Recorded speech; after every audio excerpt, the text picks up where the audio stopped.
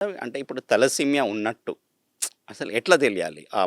చిన్నప్పుడే తెలుస్తుందా? లేకపోతే పెద్దవుతున్న క్రమంలో తెలుస్తుందా? ఎట్లా? సో, బీటా థాలసీమియా మేజర్‌లో 3 మెయిన్ రకాలుంటాయండి. Beta thalassaemia minor, beta thalassaemia intermedia, beta thalassaemia major. Beta thalassaemia minor అంటే వాళ్ళు క్యారియర్ ఉంటారు. అంటే వాళ్ళకి ఎటువంటి సింప్టమ్సు ఉండవు.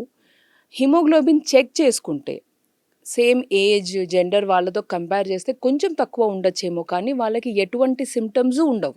ఓకే. బట్ వాళ్ళు ఆ జెనెటిక్ క్యారియర్స్ ఉంటారు. అంటే ఫ్యూచర్‌లో వాళ్ళకి థాలసీమియా మేజర్ పిల్లలు పుట్టే రిస్క్ ఉంటుంది. వేరస్ థాలసీమియా మేజర్ అంటే వాళ్ళకి బోత్ జీన్స్ డిఫెక్టివ్ ఉండడం వల్ల వాళ్ళ బాడీలో ఎర్ర రక్త కణాలలో హిమోగ్లోబిన్ ప్రొడక్షన్ సరిగ్గా ఉండదు. అది తొందరగా బ్రేక్ అయిపోతూ ఉంటాయి. దానివల్ల వాళ్ళకి రక్తహీనత దట్ ఈస్ అనీమియా అనేది చాలా ప్రెవలెంట్ సిమ్టమ్.